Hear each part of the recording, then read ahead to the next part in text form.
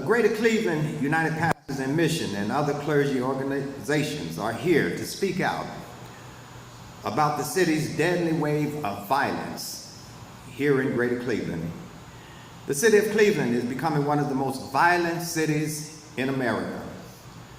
Only a few weekends ago, more than 24 people were shot and 4 killed in one weekend in Cleveland. And we are constantly experiencing this violent city. For us, there are too many guns on the street. There are too many people with criminal records also on the street. And there is a shortage of values about what is right and what is wrong, what is acceptable, and what should be condoned, and what is condemned.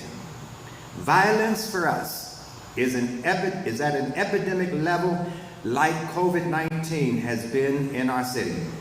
And we must call on our local, state, and national leaders to call it, if you will, a national health crisis when it comes down to this thing called violence. It is not only killing people, it is destroying families, it's destroying churches, it's destroying mosques, it's destroying synagogues, it's destroying restaurants, and it's destroying organizations in and around the city.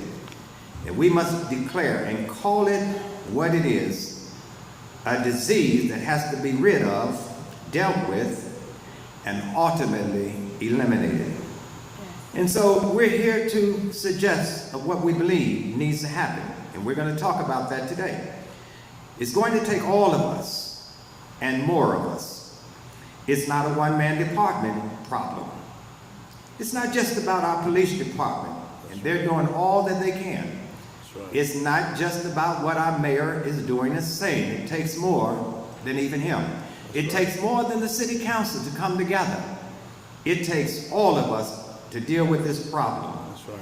It takes the entire government officials, all of the officials, all of those from the White House to the State House, to the local house, even to our houses, our churches, our synagogues, our mosques, and our religious organization. It takes all of us to give creative ways to deal with the problem of violence and gun violence on our street in what we used to call our neighborhoods. Yes, yes, sir, Bishop. Then secondly, in the meantime, we're asking that there be a massive campaign to help citizens and organizations to understand and develop warning signs that might indicate tendencies towards a problem here in violence. Mental health is important, but we're not sure if all the violence is caused by folk who are having mental health struggles.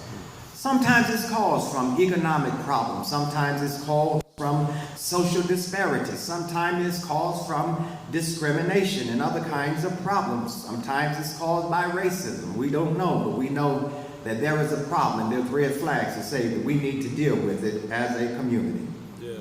And then there are to be some policy changes by the people. I repeat that. There needs to be some policy changes by the people. Yes, sir. Yes, sir. That's why we believe in access to the booth, the voting booth. And we think it's important not only to have access to the voting booth, but we think people ought to vote. Yes, sir. Yes, sir.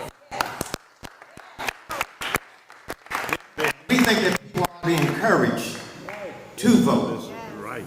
We are getting ready to challenge our political leaders and even one of the most sacred documents in this state, the Ohio State Constitution.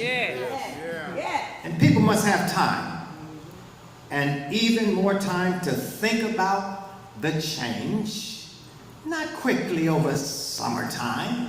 That's right. They need time to pray about it. They need time to discuss changes in the most sacred document in this state. Yes.